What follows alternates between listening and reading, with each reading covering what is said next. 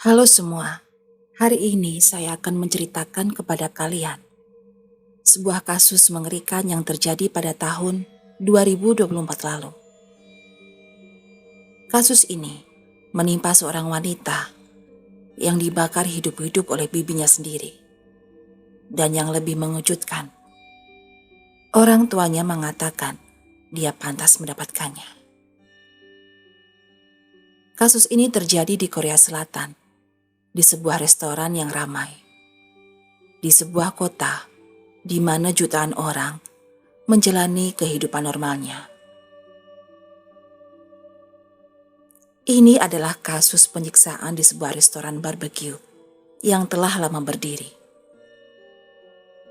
Namun, sebelum kita mulai, saya harus memperingatkan kalian bahwa ini adalah sebuah kasus yang brutal, meresahkan, dan sejujurnya membuat saya mempertanyakan seberapa dalamkah kita bisa percaya kepada orang-orang terdekat kita, keluarga atau sahabat.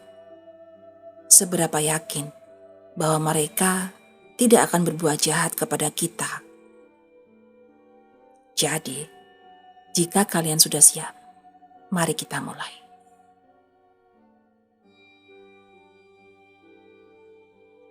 Juni 2025, jutaan orang di seluruh Korea Selatan menyalakan TV mereka untuk menonton program investigasi paling terkenal di negara itu.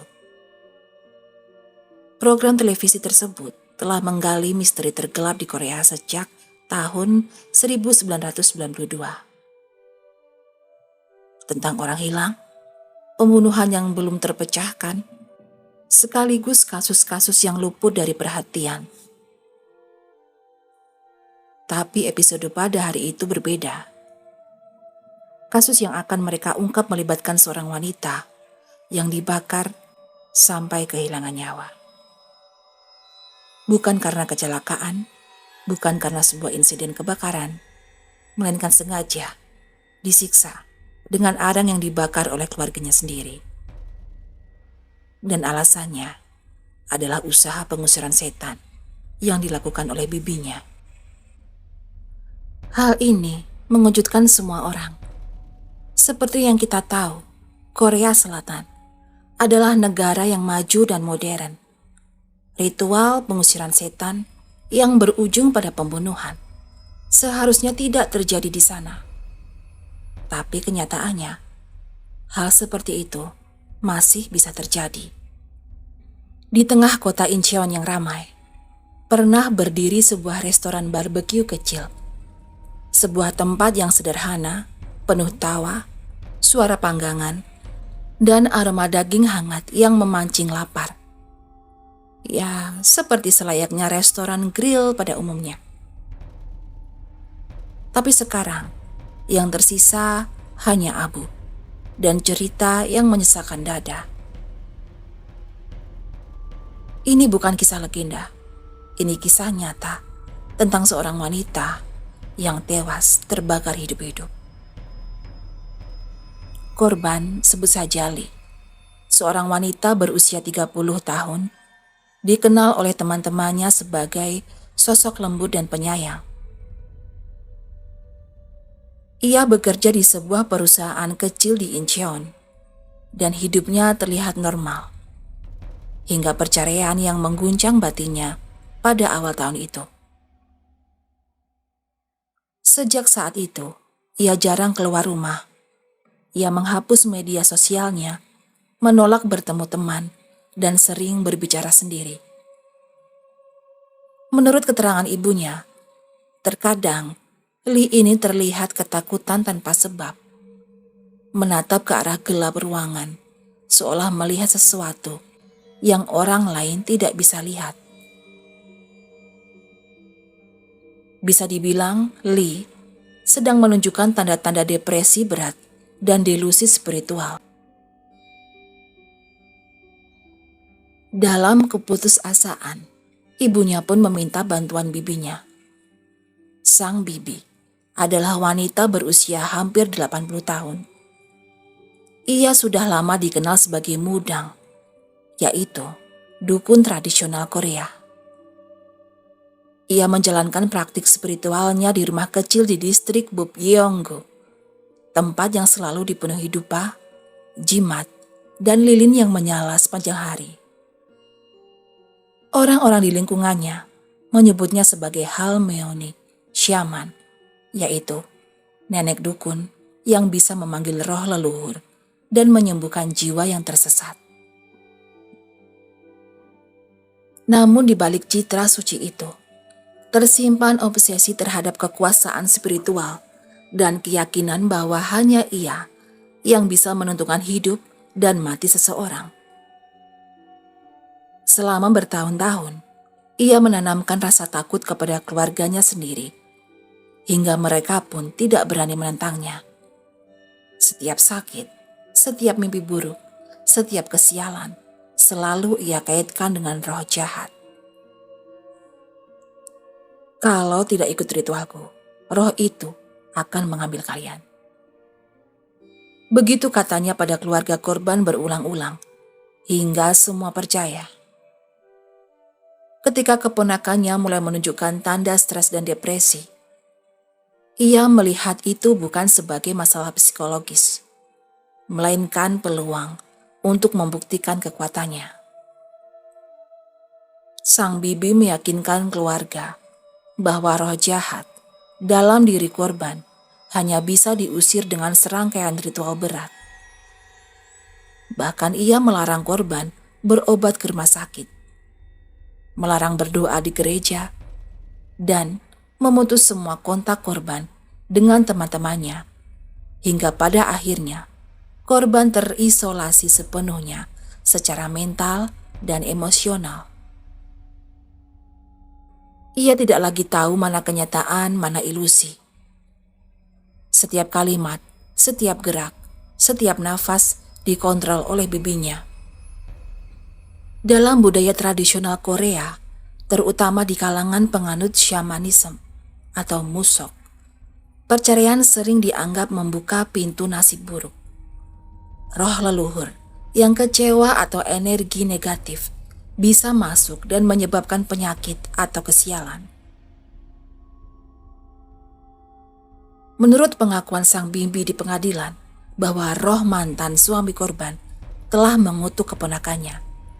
Dalam psikologi kriminal, hal ini disebut pengendalian spiritual total, sebuah bentuk manipulasi di mana pelaku membuat korbannya yakin bahwa keselamatan mereka hanya bisa datang dari dirinya.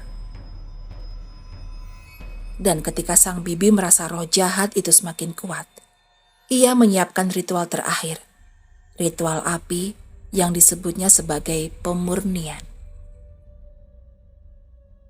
Suatu malam di tanggal 18 September 2024, sang bibi membawa korban ke sebuah restoran barbecue milik salah satu kenalan keluarga yang sudah berhenti jam operasionalnya. Terletak di distrik Bupyeonggu, Incheon. Sang bibi meminta izin kepada pemilik restoran agar dapat menggunakan tempat tersebut untuk melakukan ritual eksorsisme dengan alasan lebih aman dan tertutup. Sang bibi percaya bahwa roh jahat akan takut terhadap tempat makan karena dianggap panas oleh energi manusia. Dan ritual itu pun dimulai setelah tengah malam. Restoran barbecue yang sudah tutup untuk umum kini berubah menjadi ruang spiritual. Di tengah ruangan, sebuah meja besar ditutupi kain putih. Di atasnya tersusun garam, dupa, dan beberapa potong arang hitam yang siap dibakar. Di dinding, sang bibi menggantungkan jimat kertas bertuliskan huruf Korea kuno, sejenis bojok. Simbol pelindung dari roh jahat. Ia berkata, roh dalam tubuh keponakanku harus dikeluarkan malam ini, atau semuanya akan mati bersamanya. Korban pun akhirnya didudukkan dan diborgol di sebuah kursi yang terbuat dari logam. Kepalanya tertunduk, Wajahnya pucat, keringat dingin membasahi pelipisnya. Namun, ia hanya bisa menuruti perintah bibinya. Karena seluruh keluarganya sudah mempercayakan hidupnya pada sang dukun. Sang bibi menyalakan bara arang di atas wajan besi besar. Aroma tajam arang bercampur dengan dupa membuat udara menyesakkan. Ia lalu mengelilingi korban 3 kali sambil memercikan air garam dan membacakan mantra panjang.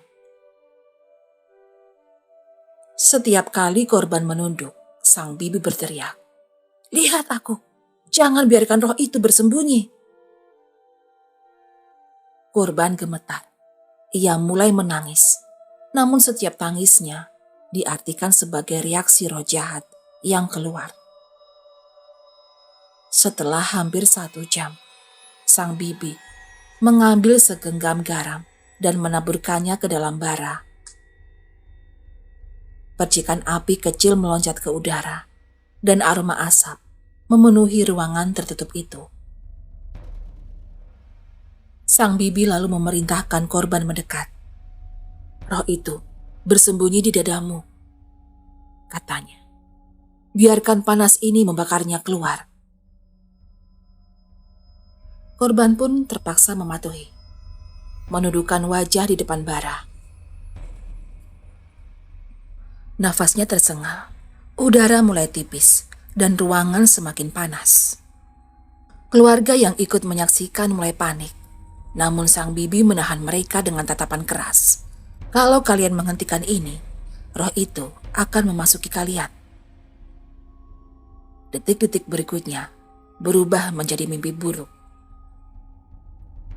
Korban mulai menjerit, namun sang bibi menambah bara, terus membaca mantra dengan suara menekan.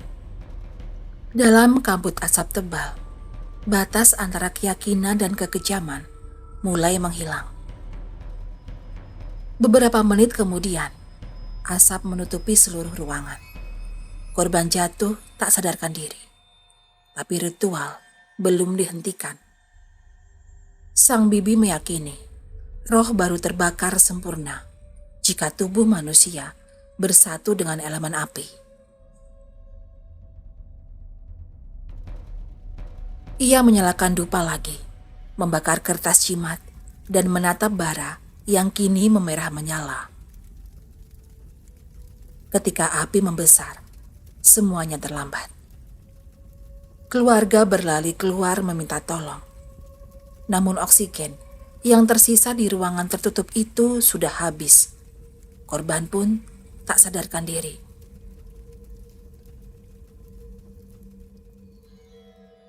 Pukul 4:13 dini hari. Sebuah panggilan darurat masuk ke pos polisi distrik Bopyonggu. Suaranya panik. Seorang perempuan menangis di ujung telepon.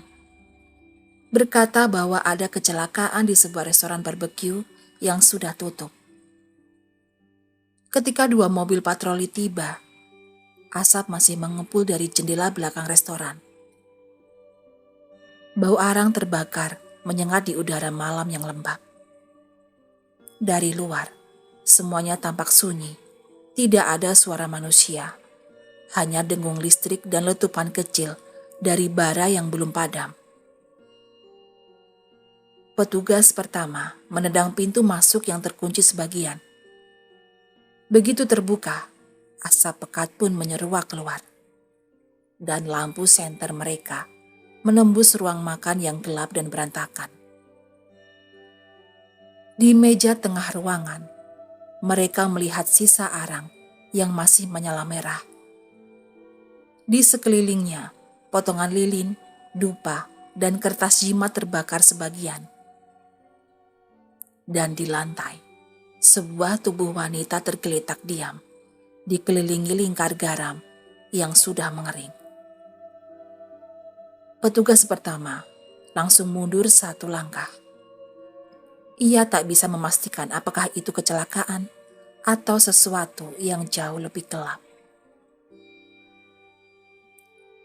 Salah satu keluarga korban yang masih di lokasi dengan tubuh gemetar berulang kali berteriak, Kami hanya mencoba mengusir roh jahat. Kami tidak bermaksud membunuhnya. Di dinding, cat menghitam karena asap. Di lantai, tersisa mangkuk air garam dan kitab doa berbahasa Korea kuno. Sebagian halamannya kosong. Para medis tiba beberapa menit kemudian, dan korban pun dibawa ke rumah sakit untuk dirawat. Namun akhirnya meninggal keesokan harinya akibat gagal organ dikarenakan luka bakar yang parah. Polisi mulai mengumpulkan barang bukti. Dan semakin lama mereka memeriksa ruangan itu, semakin jelas bahwa kebakaran ini memang bukan kecelakaan, melainkan ritual eksorsisme yang berubah menjadi pembunuhan. Keesokan paginya, garis polisi melintang di depan restoran itu. Warga sekitar berkerumun dari kejauhan, berbisik-bisik tentang ritual pemurnian yang gagal. Dan di antara sisa abu yang berserakan, polisi menemukan satu hal kecil yang menjadi petunjuk penting. Kain putih dengan noda darah. Bertuliskan 3 huruf besar dalam bahasa Korea, Jeonghwa, yang artinya penyucian.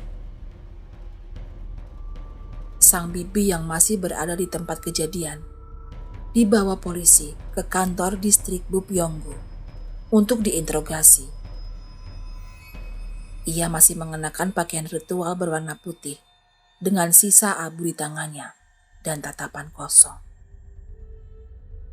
Penyelidikan polisi mengungkap bahwa korban itu tidak memiliki gangguan mental yang parah. Ia hanya mengalami stres berat dan insomnia. Namun bagi bibinya, itu cukup untuk dianggap kerasukan. Selama proses interogasi, sang bibi tidak pernah menyesal. Ia percaya bahwa kematian keponakannya adalah jalan penyucian. Beberapa saksi mengatakan, saat malam tiba di ruang tahanan, ia sering tertawa lalu menangis, menyebut nama keponakannya berulang kali. Dan akhirnya, pada tanggal 26 September 2025, pengadilan menjatuhkan hukuman penjara seumur hidup bagi sang bibi. Perbuatan sang bibi dinyatakan kejam dan tak pernah preseden. Karena korban terluka parah dan mengalami siksaan selama berjam-jam. Dalam sidang terakhir, ia hanya menunduk, berkata lirih kepada hakim, "Jika aku masuk neraka, semoga dia akhirnya tenang di surga." Tak ada air mata, tak ada pembelaan. Hanya keheningan dan bau arang yang seolah masih menempel di udara ruang restoran itu. Hanya keheningan dan bau arang yang seolah masih menempel di udara. Restoran itu kini sudah rata dengan tanah. Tapi orang-orang di sekitar masih sering mencium bau daging terbakar. Tercium jelas setiap kali malam turun. Meski tak ada satu bara pun menyala. Beberapa sopir taksi mengaku melihat sosok wanita berdiri di tengah lahan kosong itu. Wajahnya hitam terbakar, tapi matanya menatap lurus, seolah ia masih mencari seseorang. Dan ketika angin malam berhembus pelan, ada yang mengaku mendengar bisikan dari arah kosong itu. Ada yang mengaku mendengar bisikan dari arah lahan kosong itu. Suara seorang wanita berdoa diiringi tangis lirih. Kejahatan tidak selalu datang dari kegelapan. Terkadang ia muncul dari orang yang paling kita percaya. Tragedi ini mengajarkan sesuatu yang pahit, bahwa kepercayaan bila tak disertai logika, bisa berubah menjadi senjata yang membunuh. Sang bibi kehilangan keponakannya, keluarga kehilangan anak dan harapan, dan sebuah restoran kosong di Incheon kini berdiri sebagai monumen bisu tentang malam di mana doa berubah menjadi api. Lalu, benarkah sang korban hanya mengalami depresi berat? Ataukah ia benar-benar